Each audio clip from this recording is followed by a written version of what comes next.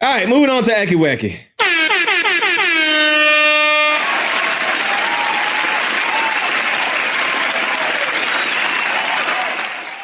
Moving on to Aki Wacky.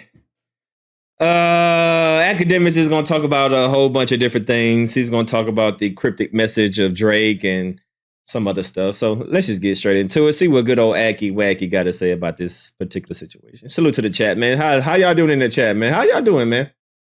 I appreciate y'all. Like I said, man, I always appreciate y'all talking in the chat. Like I said, y'all don't have to necessarily type in the chat for me, because I got to deliver the content, so I can't always respond to everybody in the chat. So I just like for y'all to have conversations amongst yourselves. Y'all can have debates and conversations amongst yourselves, because I can't read every single little thing, every single comment in the chat. But I also appreciate y'all typing in the chat. So salute to the goddamn chat.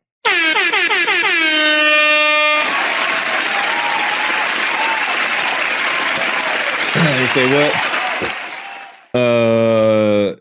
Just get away from top 5. That simple. Yeah, pretty much. Just get away from top 5. That simple. Whack 100 is just trying to give Drake a heads up. Hey man, top 5 gonna get you into a lot of bullshit if you don't distance yourself. So it is what it is. But let's get to good old Aki Wacky. See what he got to say about the current situation. In a crowded bar, injuring 3 people. According to police, a shooting happened around 2 a.m. at a field house in the listening. His fight broke and died. Boosie safe. Unfortunately, establishment for them. Holy shit! All right, I'll get to this Drake news real quick. I told you about a month ago.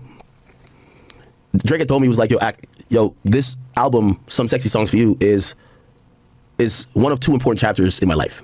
And he didn't really elaborate too much, but what he told me was that he feels like the current moment, the current music he's putting out, the current journey he's on, is the most important point of his career. And to me, that was very telling. That was very telling because it showed me that the hunger, the resilience was there.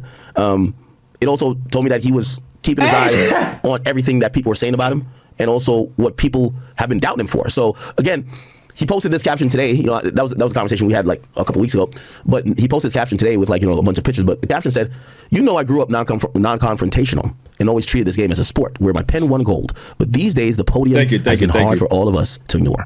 I understand that this next chapter may leave you feeling uneasy, but I hope you see my honesty as clarity, not charity. That answers some questions about me. Thank you. The unanswered texts you've been sending me. Chat. The only way to really explain this and to interpret this is that there's a classic on the way, man.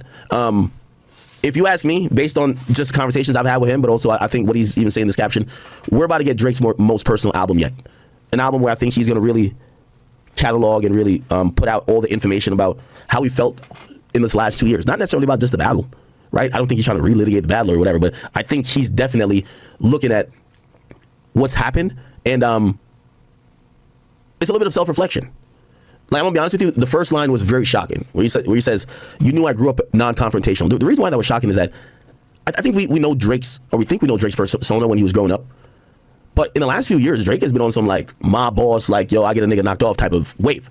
And when that same person could go back with all the millions and billions he got and go back and say, no, I grew up non-confrontational. Don't mean he's bitch. Just be like, yo, he didn't grow up in a place where people are always fighting for things, right?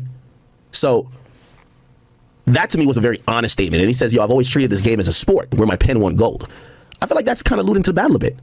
Like, I think Drake really believed, and I think this is the second misstep, honestly. I think Drake honestly really believed that this was going to be a rap battle about who could rap better and who had the most skills. Except it didn't turn into that. All it turned into was who had the better narratives, who could say something about the other that people could kind of believe. And that's where I believe that, somebody like Drake, I don't think he should battle no more. Why battle if you think there's rules? Why battle if you think, this is only a competition of the pen? This is where people say nasty shit about you. It's a knock him down, drag him type of sport, if you get what I mean. So again, I think this is a very honest caption by him. But what it tells me is that Drake is at the point where he's looking for beyond the idea of, okay, you lost the battle. where do you go from here? I think he's kind of looking within and probably not necessarily bad, but probably looking at what people have said about him, like some of the hatred for him, and probably realize like, hey, listen, I think the dopest thing Drake could do, bro, your next rap album, we need a song like Emotionless. Again, a lot of people say, if 10 people got a problem with you and you're the common denominator, maybe you're the person that has a problem with them.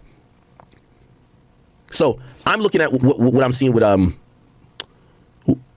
Drake right now, and I'm wondering how much self-reflection he's willing to do versus just kind of acting like he's above the fray and acting like he's been perfect. Because I think what we all miss as Drake fans, we miss that we 100% miss how vulnerable he was at a certain point. By the way, speaking of which, I've seen people also criticize him with this. I think it's a bullshit criticism, right? Give me 1 second. I'll play it. Let me see.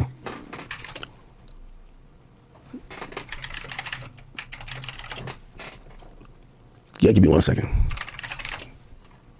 Because I've heard this just too many times. Okay, I think this is it, right? It hasn't changed. Here we go. All right, so that was DJ Akademiks giving his point of view of this stupid ass post, this dumbass shit that Drake keep on doing, talking about he's a non-confrontational person. But like Akademiks said, nigga, why you was bless me. Thank y'all, everybody, whoever said bless me. Why are you going around prancing like you some type of mob boss? Like you got hitters on your side that everybody like what? See, this is that fake shit. So if you're a non-confrontational person, then you should have stayed that. You should have stayed a non-confrontational person, but you turned into a mob boss just over day.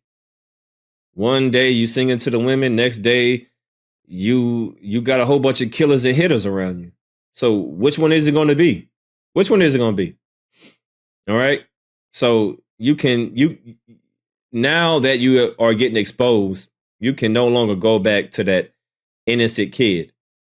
Innocent, best I ever had. Best I ever had. That is the lane that you should have stuck with. You should have never converted to this mob ties, gang, I'm with the Bloods, I'm with the Crips type persona that you was trying to convince the audience that you was. Everybody, man, shut up. Why are you talking tough? Drake, you ain't, shut up, man. People don't like you because everybody think you a tough guy. They think you a little, A lot of people thought he was soft because he was being emotional. I didn't think he was being soft. Hey, that's your lane. You should have stuck with the emotional rapper that, makes songs about his heart being broken and, getting over breakup or fucking your girlfriend's best friend, whatever the case may be. That should have been your lane. That should have been your lane, but you you went from that to being a mob ties, a game banger. Well, not a game banger, but now you affiliating yourself with people that are real niggas and stop. That ain't you, Drake. That ain't you.